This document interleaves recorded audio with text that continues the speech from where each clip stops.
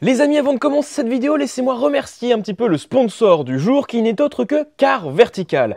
Si vous ne connaissez pas Car Vertical, laissez-moi vous parler un tout petit peu d'eux, vous allez voir, ça peut vous être très utile un de ces quatre. Car Vertical, c'est ni plus ni moins qu'un service d'historique de véhicules qui vous permet de vérifier à peu près n'importe quel véhicule que vous pouvez avoir envie d'acheter. Parce que parfois, ça peut vous éviter d'acheter une merguez. Et vu qu'une image parle mieux que 1000 mots, j'ai ici une petite démonstration pour vous, un petit test que Car Vertical m'a envoyé. Il s'agit ici d'un BMW X6 américain. Bon, d'ores et déjà, on peut voir qu'il y a quelque chose qui cloche puisque tout en haut, on peut voir ici que ce véhicule a été endommagé. Et quand on descend, on voit effectivement que le véhicule a été vendu aux États-Unis en 2017. La voiture est passée des États-Unis à la Pologne. Elle a traversé quasiment la moitié du monde et généralement ça sent pas très bon, surtout en Pologne où ils réparent beaucoup de voitures. On peut voir déjà ici en numéro 9 qu'un contrôle technique a échoué en Pologne, ce qui indique déjà que la voiture n'était pas forcément en très bon état à son arrivée en Pologne. Et ça se confirme un peu plus tard quand on voit que déjà elle a été en vente en Pologne puis elle a été achetée en France. Et on peut voir ici que justement aux États-Unis, il y a eu un très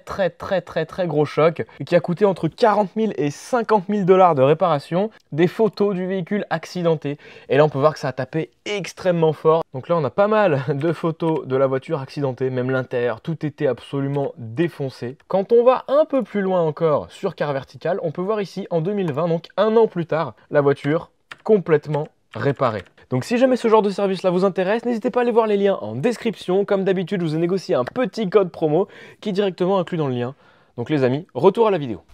Salut, j'espère que vous allez bien, moi ça va extrêmement bien. Aujourd'hui on se retrouve pour une petite vidéo un petit peu particulière, c'est pas vraiment de la mécanique, c'est du crash test, on va appeler ça comme ça. J'ai trouvé cette petite caméra, cette petite dashcam, même dans un magasin Action, pour 24,99 €. La caméra frontale, tenez-vous bien, elle est en Full HD, il y a une caméra infrarouge intégrée, il y a une caméra arrière. Non, franchement, pour 25 €, j'étais obligé de tester. D'habitude, ça vaut genre plus d'une centaine, voire 200 €. Donc vraiment, je me suis dit, il faut absolument tester ça. Il faut absolument montrer aux gens si ça fonctionne.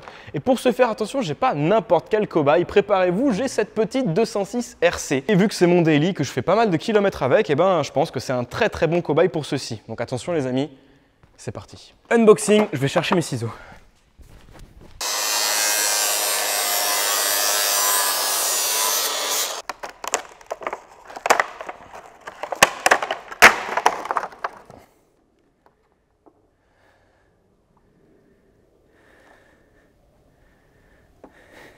Bon, alors évidemment, ce kit complet se présente de plusieurs éléments. Évidemment, la caméra avant qui comporte également un écran à l'arrière avec le petit bouton parking, des petits straps en double face pour, j'imagine, venir fixer la petite caméra arrière. Alors la caméra arrière, je ne sais pas si on la fixe au-dessus de la plaque d'immatriculation ou dans le coffre, derrière la vitre arrière, je ne sais pas. Évidemment, on a l'alimentation par allume-cigare, un autre câble d'alimentation et la petite ventouse pour le pare-brise.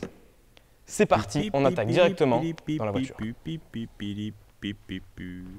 Bon, et ben les copains, écoutez, c'est parti. On va commencer par la première étape, c'est-à-dire l'installation de la caméra sur le pare-brise du véhicule. Voilà. Voilà, c'est tout. Puis après, on serre la petite molette là. Et en plus, je pense qu'elle a de la batterie. Incroyable, c'est fou. 1080 Full HD. Bon là on dirait pas, on verra mieux je pense quand on... Ah, batterie low. On verra mieux quand on sortira du bâtiment, mais pour 25 € déjà, rien que pour ça, sincèrement, je suis déjà hyper impressionné. On va câbler le reste à l'arrière du véhicule, au revoir. Transition abricot. Bon, bah du coup maintenant on va tirer le petit câble qui va être relié jusqu'à la caméra arrière, c'est genre un petit câble jack comme ça à la con. Ça se branche sur le côté de la caméra ici. Là, alors là nous on va faire comme ça. On passe dans le ciel de toit. Bon, ça c'est fait, maintenant on passe à l'arrière. Bon, et après on a plusieurs solutions pour la caméra, on peut également la mettre à l'extérieur du coffre pour nous aider à mieux reculer. Mais sincèrement, moi le but c'est surtout de filmer ce qui se passe derrière le véhicule. Pour reculer, bon je m'en fiche un petit peu. Moi je sais très bien me garer, j'ai quand même des années d'expérience de parking, de véhicule. Ben, ne filme pas ça, je suis en train de raconter un truc assez sérieux sur le fait que j'ai pas d'accident. En plus c'est même pas moi qui ai fait ce POC, alors c'est bon. Tac, on dégarnit ça, on repasse derrière ciel de toit. Hop, la garniture, vraiment, elle se déclipse. Tac, tac. Ensuite, là, on a tout ce fil là. Je vous le balance ici, je vous rejoins à l'arrière. Notre faisceau se divise en deux parties. On a la partie noire qui est la partie vidéo qui vient de l'avant, qui est branchée à l'avant, et la partie rouge qui est la partie électrique Ce fil-là, il faut le connecter au plus de l'ampoule de feu de recul. Pourquoi? Tout simplement comme ça, dès que vous passez la marche arrière, ça va alimenter ce fil-là en plus 12 volts. Ça va envoyer du coup le signal à la caméra qui est devant, qui va pouvoir basculer sur la caméra arrière pour vous dire « Attention mec, tu vas reculer dans un poteau ». Donc il faut simplement venir ici, dégarnir cet endroit-là. Donc enlever le petit clip là par exemple sur cette 206 RC. On tire là-dessus. Hop, ici on a la prise électrique de notre feu arrière. Et ensuite, on va tout simplement mettre la marche arrière dans le véhicule avec le contact, prendre un petit multimètre, et dès qu'il y a une ampoule, un fil en tout cas qui nous donne 12 volts, ça nous donne le bon fil du feu de recul. Globalement, si vous avez déjà vu la vidéo sur les radars de recul que j'avais fait il y a très longtemps, la vidéo sur la caméra de recul de la 406, là c'est le même principe. Donc en gros, hop, on se met sur la masse avec le truc noir, donc la masse c'est le fil en général vert et jaune, donc on se met là en contact avec le métal qui est là-dedans, et ensuite on trouve où est-ce qu'on a du 12 volts qui arrive sur le multimètre. Ah, il y en a deux. Alors, il ne faut pas vraiment se fier à mon multimètre parce qu'il est en train de crever et il me donne des valeurs totalement débiles. 37 volts, ce qui n'existe pas dans un véhicule. Et il faut savoir que là, il me donne deux pins à 37 volts. Donc, à mon avis, il doit avoir un plus permanent et un plus marche arrière. Donc, je vais enlever la marche arrière et regarder celui qui s'est éteint. Lui me donne 0 et lui me donne 40 volts maintenant, voilà, super. Donc en gros, c'est bien les petits fils beige qui nous donnent l'information du feu de recul. Pourquoi est-ce qu'il y a deux fils beige? Je sais pas. Hop là, on ouvre le fil. Attention, c'est pas comme ça qu'il faut faire, mais moi je fais comme ça parce que j'ai pas envie de faire mieux, d'accord? Alors je maintiens, c'est pas du tout comme ça qu'on est censé faire. En gros là, j'ai enlevé la gaine protectrice du fil. Je passe ce fil-là en cuivre à l'intérieur de ce fil-là, à l'intérieur du multibrin, et je viens le mettre comme ça et je viens enrouler le cuivre autour. C'est pas du tout comme ça. À la limite, là, je pourrais prendre mon fer à souder et rajouter un peu d'étain, mais je ne vais pas le faire. Moi, je vous conseille vraiment de mettre de l'étain pour renforcer un peu le truc parce que là, du coup, le fil, il baille dans tous les sens, etc. C'est vraiment un montage de merde. Est-ce que j'en suis conscient? Bon, d'accord, je vais prendre mon fer à souder. C'est bon, allez. Ah. You take the solder iron, you take the solder core wire, and then you solder the wire. Okay? Yes. And you solder the wire like this, you know. C'est vraiment de la merde faire à souder. Oh, sorry. This solder iron is very shitty, hein? Okay. Now you take some adhesive tape, yes. Now you can put the adhesive thing on the wire and it's good. Okay, now it's done, so you can plug the... You saw, I took some adhesive tape and I put it there, so I can protect the wire. Bon, je garantis pas par contre que le double face va rester à vie collé ici, hein. Ça je le garantis pas. C'est cool! Bon bah voilà, on a bien la caméra arrière ici, la caméra frontale ici, et regardez, si je passe la marche arrière, normalement on doit avoir... Yes, ça qui passe en gros plan. Mec, c'est 25 €. On va les rouler déjà maintenant pour voir un petit peu les fonctionnalités, etc., ce qu'on peut faire avec. Et ensuite, on a un petit peu de route à faire avant la publication de cette vidéo-là. Donc voilà un petit condensé. Les amis, comme vous le voyez actuellement sur ces images, ça fonctionne. Globalement, ça fonctionne plutôt pas mal. C'est dans la 206 RC actuellement, ça fonctionne.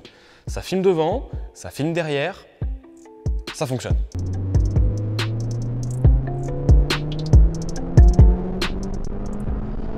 Sauf que rapidement, en fait, la 206 RC a été vendue, je m'en suis séparé. Hein. Du coup, on a monté ça dans la 206 HDI. Et à partir de là, déjà, où on a commencé à s'en servir un petit peu plus, on s'est rendu compte qu'il y avait pas mal de points négatifs quand même. Hein. Mais pour le prix, c'était quand même assez logique. Premier gros défaut, c'est la qualité de l'image. Sur l'emballage, rappelez-vous, c'est marqué que ça enregistre en 1080p sur la caméra avant et en 480p sur la caméra arrière. En réalité, on a comparé le 1080p de la caméra avant avec du 1080p filmé par cette caméra qui filme actuellement. Et là, tout de suite maintenant, vous pouvez voir, je pense, une petite différence notable. Pourtant, la lumière et tout est en excellente condition. L'arrière, en revanche, ils disent que c'est du 480p. Oui, ça m'étonne déjà beaucoup moins, même si je pense que c'est plus du 240p ou du 360p, ce qui rend du coup la lecture de plaque d'immatriculation très difficile. Deuxième petit souci qui commençait vraiment à poser problème, c'est la qualité des connectiques. Pour la caméra arrière, il y a un fil qui court tout le long de la voiture et qui est branché sur la caméra avec une prise jack. Donc forcément, le truc a pris un peu de jeu et au bout de, je pense, 2 heures de route avec un peu de vibration comme ça, on a perdu la caméra arrière. Donc en gros, là, je peux m'en séparer. Elle ne me sert plus à rien. Elle est juste ici. Pardon Maël, ça a tapé ta plaque d'immatriculation. Je suis vraiment énervé parce que, quand même à 25 €, moi je pensais que ça allait durer plus que 2 heures. Et c'est super solide.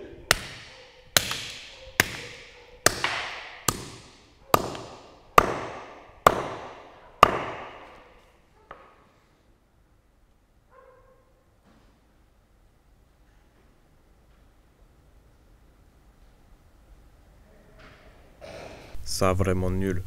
En revanche, un des gros points positifs de cette caméra à 25 €, je le rappelle, c'est qu'on peut la changer de voiture extrêmement facilement. Ça tient avec une ventouse sur le pare-brise, on enlève la ventouse, on met la ventouse sur un autre véhicule, on branche à l'allume-cigare et ça fonctionne. Ça c'est très cool. Démonstration.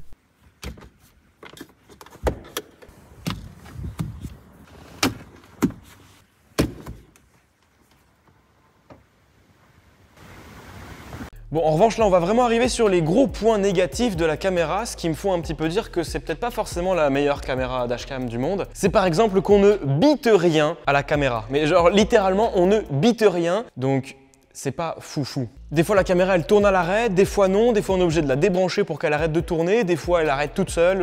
Franchement, je ne bite rien, je suis même pas convaincu que ce soit censé marcher comme ça. Peut-être qu'il y a un problème, peut-être que c'est moi le problème, je ne sais pas. Elle est montée sur batterie, donc ça c'est excellent, ça veut dire qu'on peut la trimballer à gauche à droite et s'en servir sans qu'elle soit forcément branchée à l'allume-cigare. Ça peut être une bonne chose hein, pour faire des souvenirs. Eh regarde mamie, ça c'est le pont du Gard. Enfin, je pense... Parce qu'en vérité, on voit rien sur cette caméra. Mais du coup, ok, elle est sur batterie, c'est très bien. Mais la durée de vie de la batterie, elle est littéralement comprise entre 30 secondes et 3 heures. Des fois, vous la débranchez alors que vous avez roulé pendant 3 heures avec. Elle va s'arrêter toute seule parce qu'elle a plus de batterie. Par contre, des fois, vous oubliez de la débrancher, vous oubliez qu'elle est là, vous oubliez de l'arrêter. Elle va enregistrer sur batterie pendant 3 heures. Ça n'a aucun putain de sens. Autre truc super cool, c'est que sur la caméra avant, on a un mode nuit. En vrai, on y voit bien de nuit, franchement, sincèrement.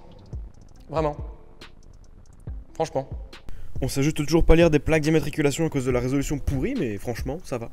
Bon, la caméra arrière est prévue pour être montée à l'extérieur du véhicule. Parce que je le rappelle, elle sert également de caméra de recul. Le gros problème, c'est que... en fait, c'est pas vraiment un problème là pour le coup, c'est moi le problème. C'est que moi, j'ai voulu la mettre à l'intérieur de la voiture pour pas que ça se voit. Et au final, ça marche super bien sur une voiture qui a pas de vitre teintée. Quand il y a des vitres teintées, la caméra fait aucun effort, hein, c'est on-off. Il n'y a pas de balance des blancs, il n'y a pas d'exposition, il n'y a pas tout ça. C'est juste, ça filme. Ou ça filme pas. Voici donc une petite compilation de nos crapahutes en voiture, sauf que vous aurez pas beaucoup de crapahutes en voiture, parce qu'en fait, la caméra, au bout de 3 heures, écrase les vieux clips. Et ça, on s'en est rendu compte au bout de 2 semaines de tournage. On pourrait se dire aussi qu'on pourrait mettre une carte mémoire plus grosse. Moi, j'avais mis une 32 Go, et au final, non, parce qu'en fait, c'est la caméra qui bride. On peut pas mettre une carte mémoire de plus de 32 Go. Des fois, comme je vous l'ai dit, la caméra, elle bug, et elle enregistre la nuit. Ça pourrait être utile en utilisation mode parking, sauf que là, au-delà de 3 heures, c'est pas enregistré, donc si vous laissez votre voiture toute la nuit sur un parking, vous savez pas ce qui s'est passé avant les 3 dernières heures. Ça sert à rien. Du coup, pour pallier un petit peu à ce problème des 3 heures qui s'écrasent, parce que parfois on fait beaucoup plus que 3 heures de route en un seul coup, il y a un petit bouton urgence sur le devant. Techniquement, le bouton urgence, il pourrait dire « Ok, là il s'est passé quelque chose de ouf, ma caméra va sauvegarder disons les 20 dernières minutes et les mettre dans un petit coin de la carte pour nous les garder. » Sauf qu'en fait, les mecs, quand ils ont fait la caméra, ils ont dû se tromper quelque part. Et quand on appuie sur le bouton urgence, ça coupe la vidéo, ça nous met le mode photo et ça prend pas de photo. Admettons, il y a une urgence, vite, on appuie sur urgence, on appuie sur OK. L'urgence, elle est passée, c'est bon. Voilà, c'est bon.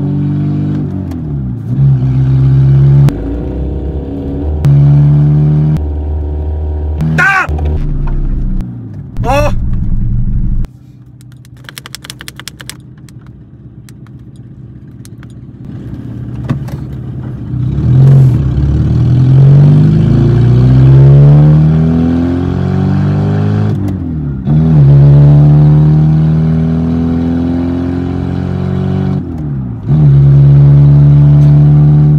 Bon, donc en conclusion, sincèrement, pour 25 €, eh ben ça va, je m'attendais à largement pire que ça, je l'ai un peu acheté pour une vanne, en fait, la caméra, pour tout vous dire au début. En réalité, il reste juste à comprendre comment fonctionne le mode urgence, et là, franchement, on a un très bon compromis pour le prix. Franchement, je serais bien chaud de tester une vraie caméra, genre un truc à 200 € sur une de mes voitures, genre qui filme en 4K et tout, machin, à la place du rétroviseur intérieur, genre un vrai truc stylé. Donc si jamais ça vous intéresse qu'on fasse une vraie vidéo sérieuse à propos d'une dashcam de qualité, dites-le moi. Dites-moi également si ce genre de vidéo crash test vous plaît, de petits appareils à pas cher, voilà, Voilà, on achète des trucs pas chers, on le monte sur la bagnole et on voit ce qui se passe. Et nous, on vous fait un débrief et comme ça, vous savez si vous pouvez faire une bonne affaire ou non. Voilà, moi en tout cas, je vous fais des gros bisous. J'espère que cette petite vidéo vous a plu. On se retrouve la semaine prochaine pour une nouvelle vidéo.